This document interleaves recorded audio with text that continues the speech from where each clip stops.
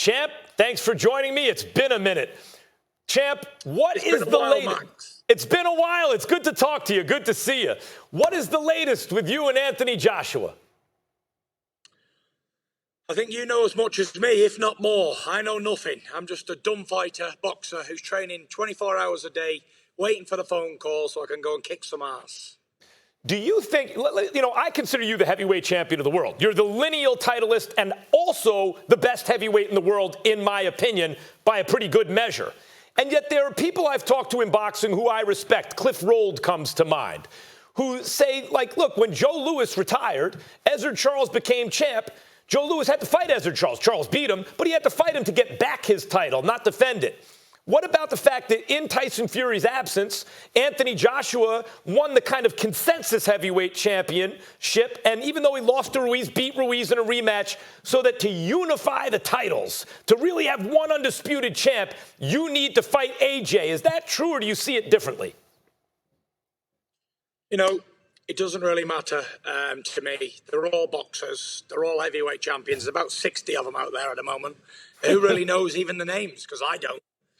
The one thing I know is I'm the lineal heavyweight champion, also WBC heavyweight champion, also Ring Magazine champion 3 times. So 2 times, sorry. Almost getting ahead of myself there.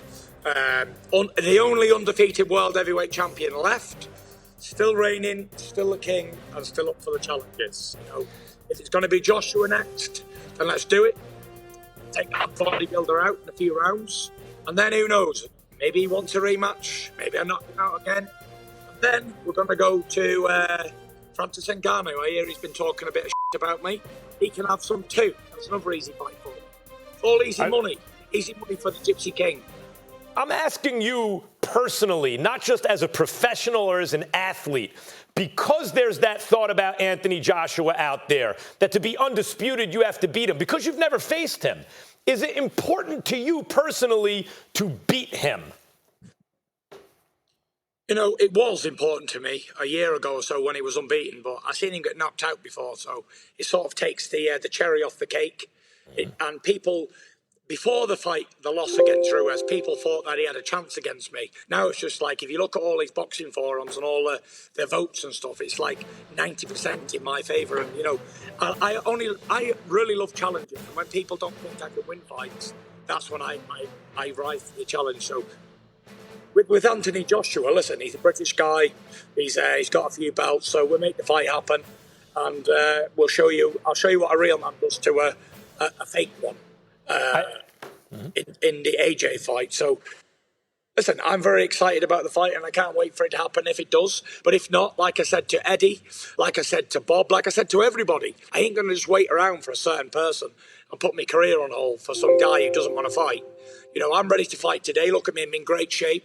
I'm training all the time. I have been ready since I beat Wilder back in 2020, February. I've been ready for all the scheduled dates that they put to me. All of them fell through for whatever reasons. And I've been ready the whole time. Just I've not had a fight. And how long can this go on for? If the fight happens in June or July, then that'd have been me out the ring nearly 18 months. Did he expect me to go out of the ring again for 3 years and come back and kick someone's ass? I don't know. I'm light years ahead of these guys, so the timing doesn't really mean that much. But, I want to keep active. I'm nearly 33. How long do I have left as a heavyweight champion? If I really want to push the boat out, then I've got 5 years left. Who knows, I want to keep active. You've obviously done every single thing you said that you were going to do. These are not outrageous claims you're making now. But it doesn't escape my attention that you talk about rising to the occasion against your best opponents. So doesn't that mean that you need to be properly motivated by the right kind of challenge? Look, I also pick you against everyone. You're 6'9", 270, and you have great defensive instincts, and you can change the way you fight, and all of that. You have a big heart. All of that stuff is true. But if you know that, and guys like me are saying it, and you're getting acknowledged that way, if it's not an Anthony Joshua fight, if it's some second-tier fighter, isn't that dangerous for you? Because you won't be properly motivated? You know, motivation is a big key. And like you say, against the lesser fighters, you get less motivated. But we're here, I'm a professional, you know. I'm here training, so whoever I'm fighting, I got to motivate and make myself dedicated for that person. Because at this level, they all are dangerous fights.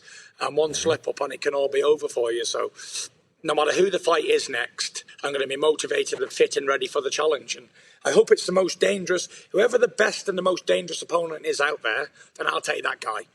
I've never been one to cherry pick opponents or avoid certain people. Whoever the toughest challenge is out there, send him my way. This may not be the toughest challenge in a boxing ring, but you've already mentioned him and you tweeted to Mike Tyson, who you were named after. After I smash Anthony Joshua, I'll roast that guy also, Francis Ngannou. Easy work. He's a great striker for an MMA fighter, but now he's talking about he wants to box you. He tweeted out, if this guy did this to you, what do you think I would do?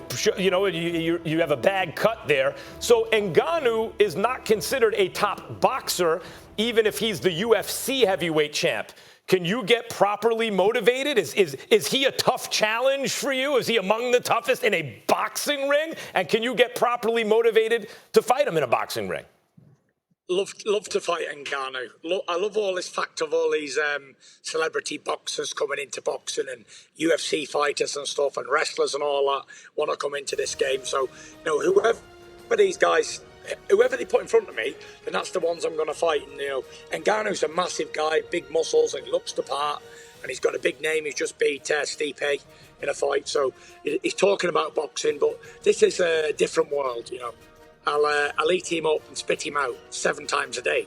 It's just like, you know, if I go into MMA and he starts grabbing me and ripping me to the floor and wrestling me up, then it's not going to be an even match. So it'll be like 10 times harder for him to come into boxing than me going into MMA. It's a different world. Thanks for watching ESPN on YouTube. For live streaming,